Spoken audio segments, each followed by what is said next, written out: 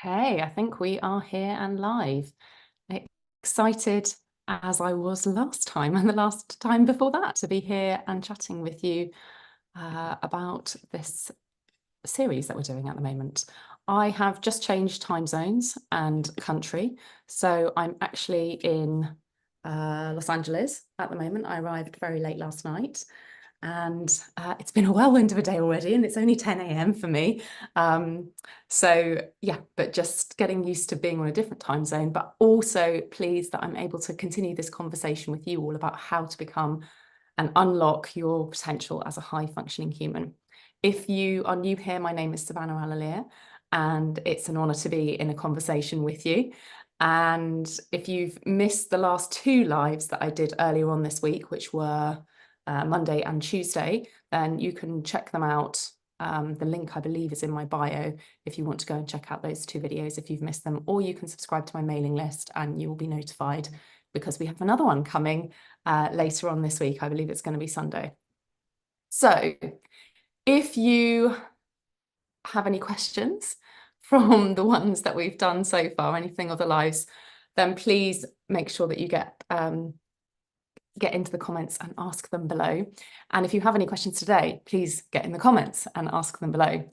So today I'm going to be speaking about the bigger picture. We've spoken on Monday, we spoke about what goes on past pain.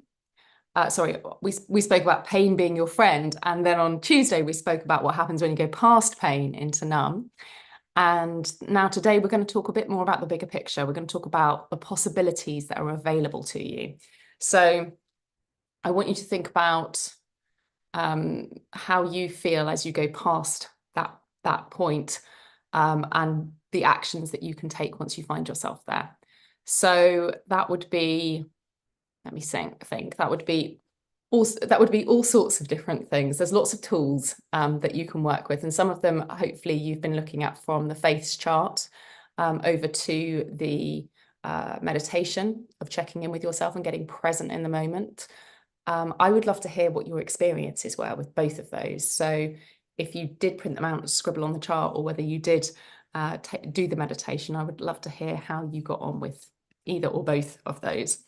Anyway, so let's talk today about the possibility of what can happen now that you know what you're dealing with, now that you're aware of what you've connected to, hopefully, because you've been doing that chart, or you've been present with the meditation. Let's take a look at what you can do with it. So I'm going to say it again because I've said it all week. Your body talks, and it talks through pain. It still talks through numb. It's just that the signals aren't able to get through as well. It does also speak through pleasure, but if you're ignoring pain, it's difficult to let the sensations of pleasure be as strong, because if you let the pleasure be super strong, you have to also feel the pain as deeply. So there's a little bit of a kind of balance that you've got to do with that. But yeah, your body's still speaking to you regardless. And I often use a little play on words to do with intuition, because I often call intuition intuition, because I feel like your body speaks from the inside of you out. And what I want to ask you today is to look at what you know you're connected to in your body. I want you to consider if you understand the messages that your body is sending you. It might be that certain messages you're getting, but you're not sure what they mean or what to do with them. But I'd like to invite you to open up, to think about how you might transform those messages into something that might be useful for you. The most important thing that you need to be open to is the connection to the part of you that chooses to be all of that you can. And that's very easily, it's very easy to move through the world in a kind of abundant and vibrant way and feel great when you have this part of you connected and open. It can be like, when you open and connect to yourself properly and your body, it can be very powerful. It doesn't, it can still mean that the SHIT hits the fan. I've had a very interesting morning, for example. Apart from changing time zones, I've had my my TikTok account was hacked this morning. So if you follow me on TikTok and there's any weird posts, then you know why. We'll get that sorted. But then I've also had a couple of other things happen with one of my businesses. So stuff can still happen. Things can still kind of, make you wobble. But when you're open in your body, when you're listening to the sensations in your body, and when you're paying attention to the needs of those sensations, you can address the things around you one thing at a time. When you're ignoring those sensations and all of the crazy things in the world are happening to you, then slowly these things build up and you kind of get to a point where you explode, and then your body has to scream louder for you. And that can be really quite overwhelming in my experience. So to me, being able to listen from a place deep inside, even and despite all of the crazy that can be happening in the world or around you, gives you a spaciousness in yourself, so that when all of that stuff comes in and on top of or around you, you're able to go, okay, right, I need to do this thing now. Right, I need to do this thing now, or I need to do this thing now. So it's very powerful to have that connection to your body, to be able to move more easily through the world. So a lot of people ask me about why I started using the word high functioning human. And one of the main reasons that I started using that word was because it was literally the best phrase that I could think of explaining this living potential that I'm talking about, this thing of being all that you are, this thing of, passionately moving through the world, doing the things that you love, and speaking plainly and making a difference, creating the change that you're wishing to see in the world. Like, to me, that is when you are a high functioning human. So potential as a human maybe feels like it's something, I don't know, something that's become lesser with everything being so, or less valued, let's say that, less valued, since all the stuff has been going on with AI, and AI has become such an important part of our lives. The irony, of course, is that it is the human connection and the quality of that which creates quality in our lives, and quality experiences. So it means that to be human is still the power, as far as the value when it comes to connection in the world. And whilst AI can be a wonderful support to life generally, with different things, it's ultimately human value, I think, is something that will over the next few years be heightened, simply because we will recognize that to be able to think rationally, but also to be able to think intuitively, to be able to sense what is needed when we need to move forward on something or pause on something, is going to become a stronger and stronger necessity in the business world, in our relationships, and through life. So making sure that you are valuing what that human quality is in you is super important.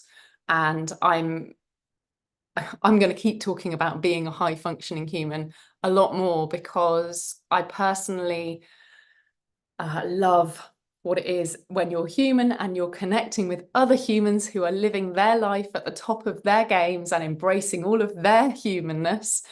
Those interactions, those conversations, it's like a cross-pollination, and it is transformative. It's like little explosions of creativity go off. It's the stuff that, for me, life is made of. I actually had a fascinating conversation on the plane, as so often happens, with the person sitting next to me, who was a professor at UCLA here. So it's, you never know what you'll learn or what you'll speak about or who you'll meet if you're moving through the world from that place. And it can delight and inspire you. And that, to me, is what it is to live a great life. So we spend so much time, I mean, I know we're having this conversation in a digital capacity, but we spend so much time on our phones or on our computers. And that digital world means that sometimes that authentic connection can be a little less available, perhaps, but needs more value, I think, as well. And I want to make sure that we as humans keep nurturing this high functioning human aspect of ourselves. So the most important question that you might realize, especially post-COVID with all of this, because obviously during that time we went so digital because we had to, that a lot of people have struggled to come back into the world in the way that we were used to living for forever before that, really. So what you might have failed to notice is that because we've gotten a bit more used to the whole digital approach to things, is that you may have become a little bit numb to the amount of information that's been pouring towards you. It started during the pandemic. It became heightened because that's how we could only get our information. The quality of the face-to-face interactions was not possible unless you were, in a house with other people. So the usual conversations that you would have had to happen digitally. Or the information that you were getting was having to come through the internet or your television.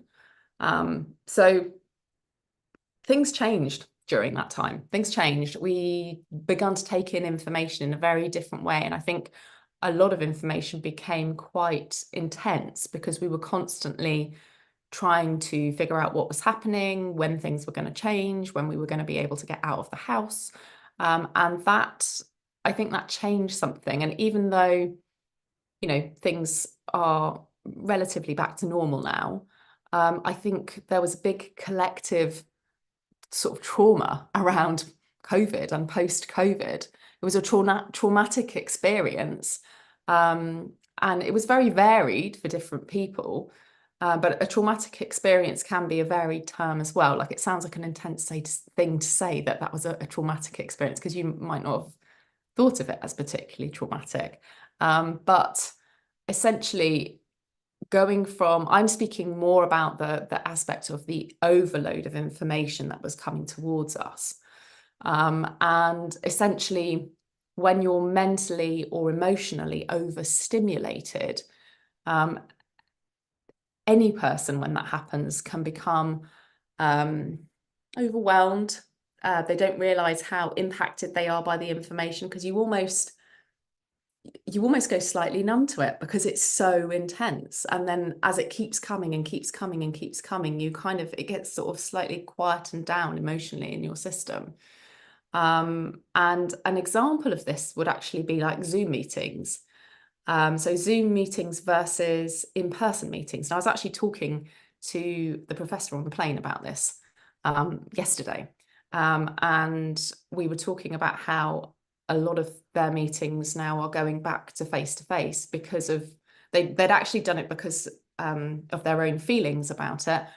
But this study that I'm about to share with you, which is fascinating, kind of reaffirms why that's important. So basically, with Zoom meetings versus in-person meetings, there was a study done by Stanford University, and it showed that Zoom calls can trigger the fight or flight perception, especially when there are so many faces that are close and they're staring at you. And because they're quite close to your face, without you even realizing it, it's like an indistinguishable threat for your nervous system. And so it kicks off the fight or flight response in your body, which I thought was fascinating. Now, there are so many things that can stimulate fight or flight response, but it's important to obviously be able to get your system back into rest or digest. Fight or flight is meant to be there, but you're also meant to go back into the rest and digest aspect of your system. And that can be challenging when so many things are coming at you and creating a constant state of adrenaline. Now, whether that's because I'm talking about this in terms of information. So whether that's information about wars, information about environmental crisis, or the cost of living, like, these are all things that heighten the adrenaline in your body and can be quite disturbing to the system. It creates a stress response. And in terms of how we live, the times that we live in my opinion, learning to become a high functioning human is perhaps the single most important thing that you can do as it will support you to manage or even neutralize this overstimulation that's coming at you. And it will allow you to stay connected and away from dropping into numb, which is what we were speaking about in the last video. That being said, I want to talk about something that's very interesting with when people have traumas in their body physically. So traumas can take a while to show up sometimes. And an example, and this is a physical example. Did you know that if you have an operation, it can take 2 years for the scar tissue to form? And so you might think, right, you've had the operation, you're done, it's finished, it's over. And yes, that's true. But then the repair process of what your body has to go through to break down and open the fascia back up, release the scar tissue, open all of that back out, can take several years of engaged activity and connecting to where that trauma has happened in the body. It's even the case when you have like routine surgeries, like, you know, things like C-sections or other procedures like, I don't know, like knee replacements or whatever, things that are very normal and done constantly. So they're done well, even those things can create a trauma response in the body. And so helping your body to unlock and open these traumas can be a little bit of a process, and it shows up much later down the line than you would maybe initially think. So it's important to be connected to your body and in the journey of being aware of what the emotions are and what's going on and what's happening in your system. So traumas can be a surprise, or they can be planned, essentially, is what I'm saying with all of this. Whether it's a planned operation, there's always going to be an emotional as well as a physical impact that's happened in the body. So you need to work in both of those places and balance both of those parts of yourself. It's partially why I'm so obsessed with fascia, to be honest, because especially after cracking my sacrum, what is it, 12, 13 years ago, you know, that took some time for that impact to shut down all of my systems. And it's like very slowly over the following 18 months, everything started to kind of curl in on itself. One of my teeth started to push forward, having been perfectly straight. Then stuff in my spine started to collapse. Then, you know, one of my ribs went into my liver slightly. And it was like, I felt like I was kind of like breaking from the inside, getting crushed from the inside even. And that happened over a couple of years. And then it took some years to come out of on the other side. So I'm obsessed with fascia, because if I'd have had, I think, a deeper knowledge of what I know now from what happened, I would have approached the injury completely differently, and I would have engaged with it much quicker than I did. There's so much focus on whenever there's an injury to avoid touching it or avoid doing anything with it. And I actually think the opposite is true.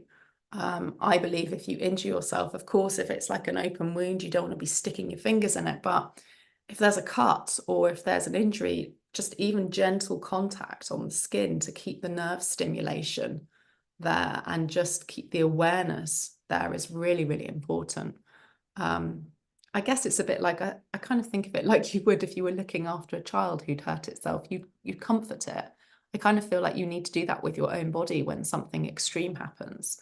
And I feel as well, like if you think about it from the terms of when we were talking about COVID and the pandemic and all of that, in terms of what happened, like there's a degree of soothing that needs to happen now in the psyche and in the nervous system to help manage the relationship that we now find ourselves in with the digital world, because it's here to stay. Let's face it, it's intensifying, if anything, and we've become more familiar with it. But making sure that we have a way of navigating it wisely is a complete passion point of mine, because it's, you know, it's the balance with how you interact with the world, and also honor your physical human needs.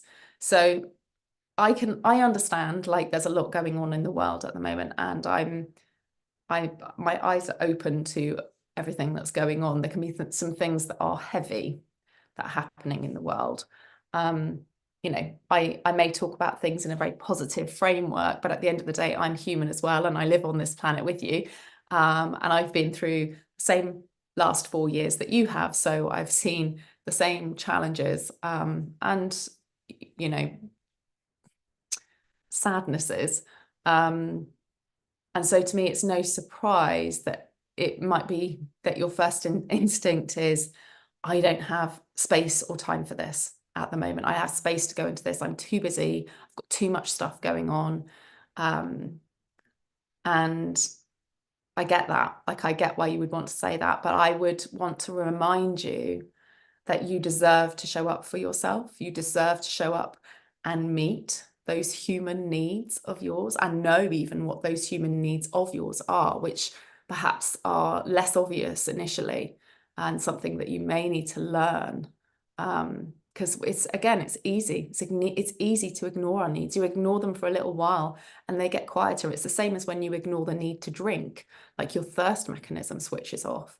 Does that mean you're no longer thirsty? No, it just means you no longer feel it. It's the same with your human needs. Like, if you ignore them for too long, they'll stop speaking to you. I want to encourage the high functioning human in you, and I want to invite you to keep allowing your needs to speak to you and keep voicing your needs and what they are to yourself, because again, you deserve to show up for yourself. I'm going to keep repeating that phrase because it's an important one.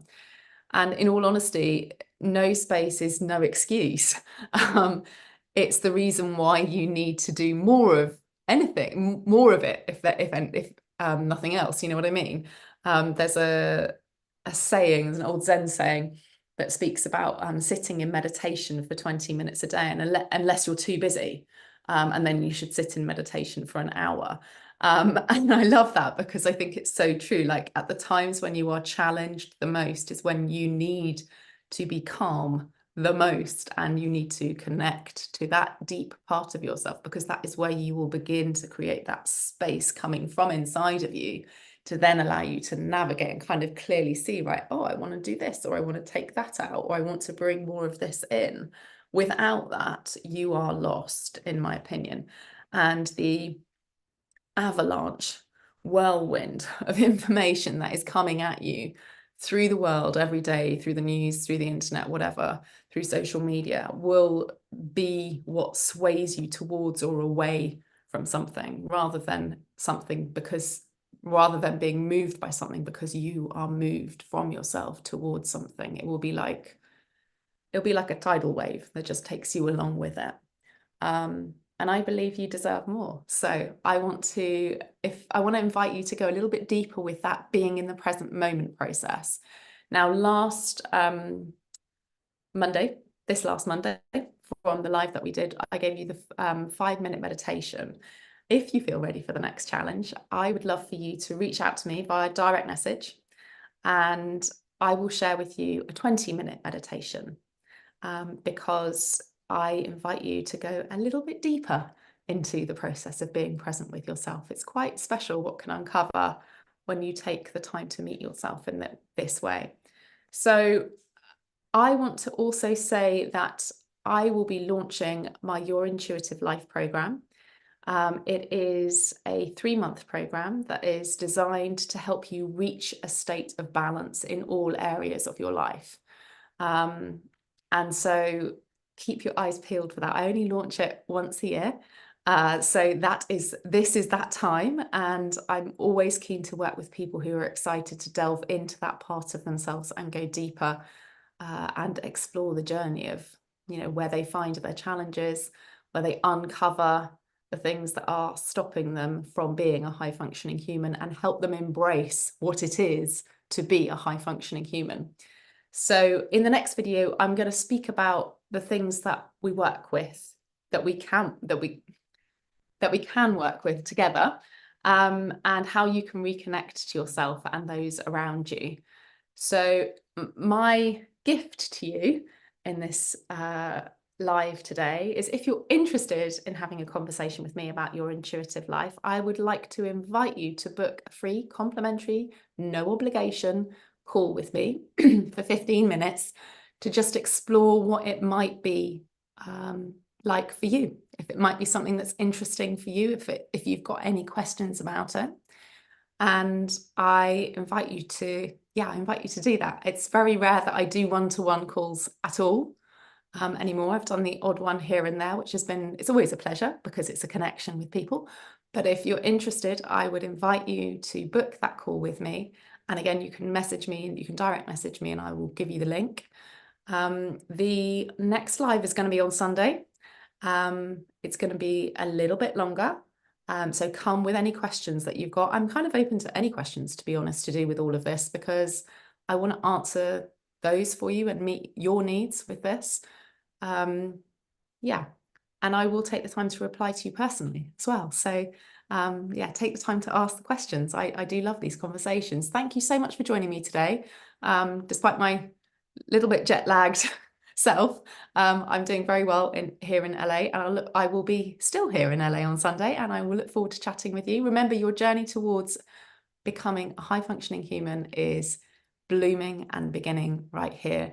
And I'm really excited to explore more with you next time, sorry. So stay empowered and connected with your journey, and please ask any questions that you have via direct message, and I will speak to you soon.